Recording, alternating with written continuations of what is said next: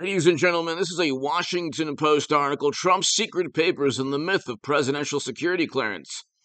The article talks about how he didn't have to sign anything stating that he knew exactly how to handle classified data, and he was given the highest level security clearance, and he was also able to classify and declassify anything at will as president. But the fact that he didn't sign any declaration or document stating that he knew exactly how to handle every piece of classified data, like Clinton did when she transferred top secret and special access program intelligence outside of the United States government on servers for 4 years, secret servers that nobody knew about, where half the communication was deleted.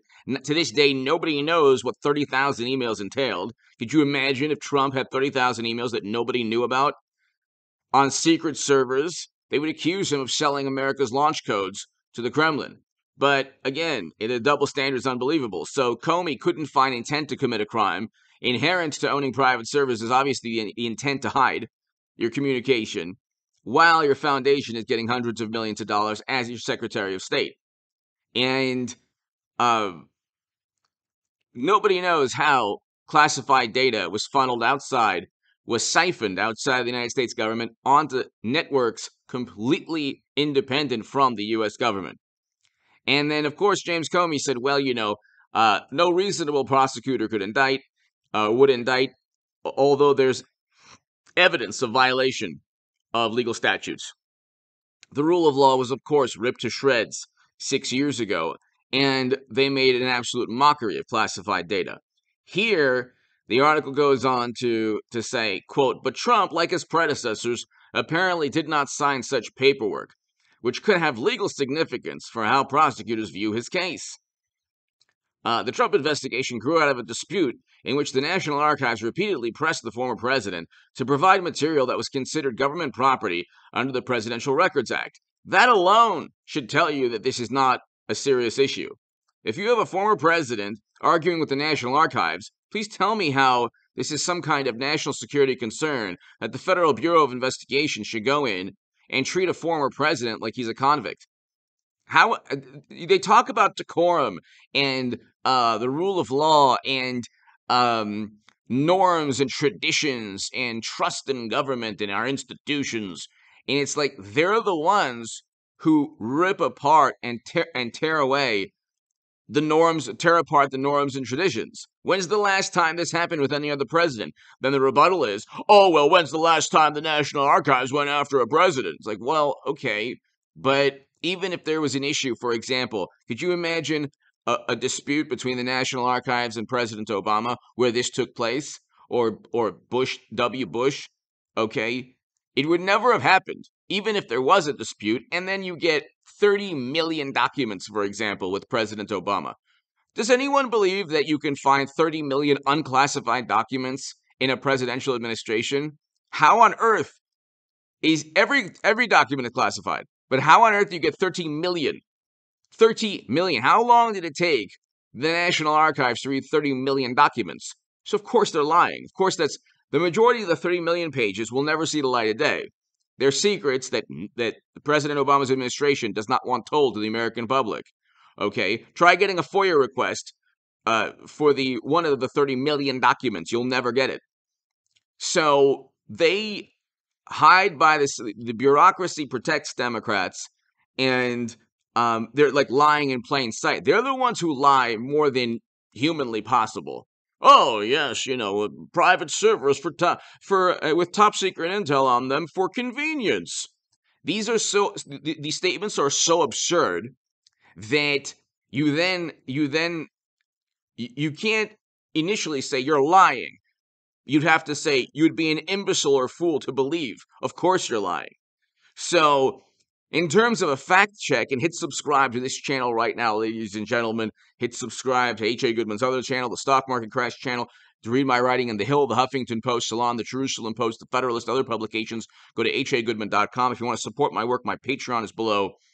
But, and become a member of this channel, and if you want, give a super thanks.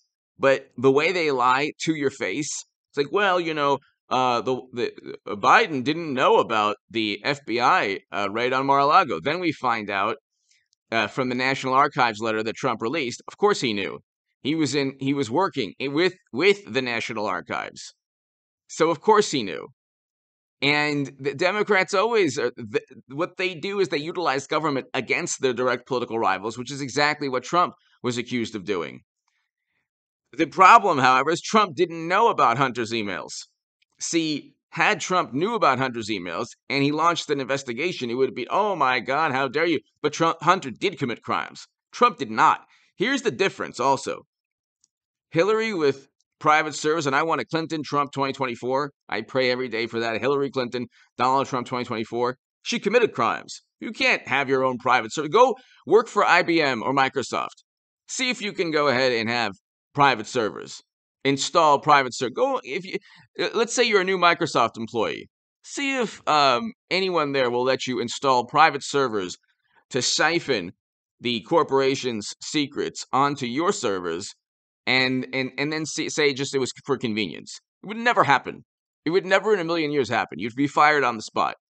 Imagine a government employee anywhere, or official, high-ranking official. It would never happen in any other country.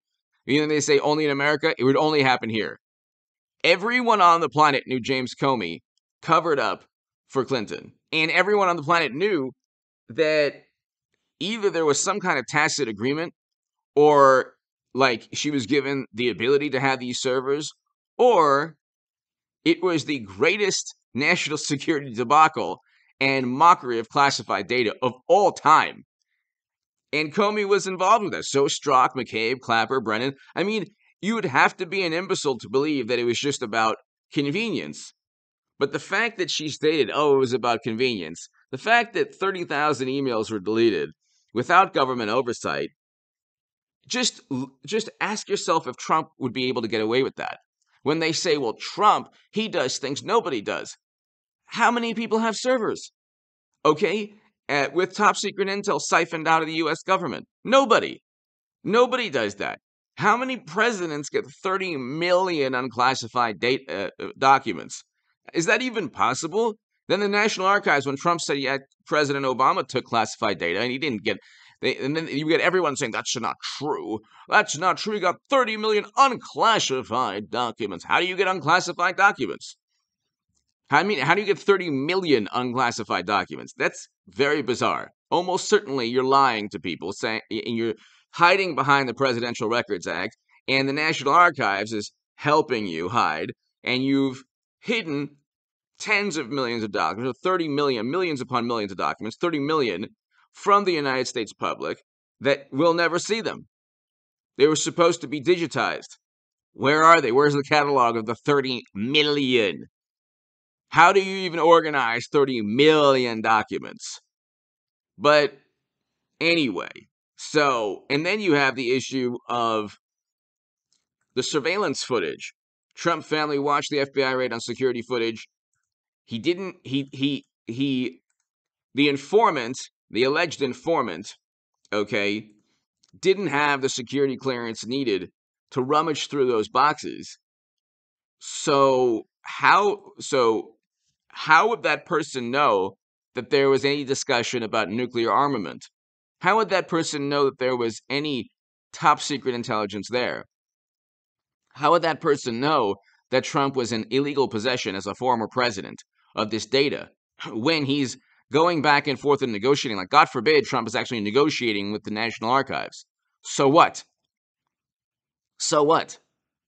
Hunter is not only negotiating with every person on the planet for money, but he is stating to those people that he has the ear of the vice president and future president. He's also getting emails saying, how can you use your influence on the company's behalf? Joe is forcing out a prosecutor, something no vice president has ever done. They keep saying Trump does things nobody's ever done. It's like, well, how many prosecutors has America forced out and withheld $1 billion in loan guarantees? Has that ever happened before? And the prosecutor just happened to be looking at Hunter's corporation, the corporation paying Hunter. Then you get this nonsense. Well, that's not exactly true. It's like, it's very true. Look, Rudy Giuliani has all the information, and then they've tried to disparage Rudy Giuliani. 20 years ago, he was an American hero. But You have a new generation, new political class in America that just makes things up all the time, and then cries out into the world, into the wilderness. Oh my God, Trump lies so much. Like, nobody lies more. Steele dossier completely fabricated. Mueller probe found absolutely nothing. Trump did not commit a crime in Georgia. He did not commit a crime in New York. He did not commit a crime with his tax returns, and he didn't commit a crime with this National Archives thing. So they're the ones who've accused Trump of everything under the sun, and they're the ones who've lied with nothing to show for it. And it's Trump who's been telling the truth. I haven't done those things. That's what he's been saying for 6 years. So who's telling the truth and who's lying? Anyway, hit subscribe to this channel. I'm all over the place. There's so many things to really pay attention to. But he didn't sign any documents. They're going to need to prove that he signed documents and that he knew what he was doing. That there was some kind of criminal intent. Because there wasn't any criminal intent. He didn't sign documents, and he was negotiating with the National Archives. But see, again, could you imagine if the tables were turned and you had you had Biden leaving, and then Trump in the Oval Office launching a raid at Hunter's home? God forbid. Could you imagine if Trump did that to Hunter the way Biden did that to Trump? And what do you think you'd find? Boxes? Boxes of what? Illegal narcotics? What do you think you'd find? Give me your thoughts below. Hit subscribe right now. Thank you.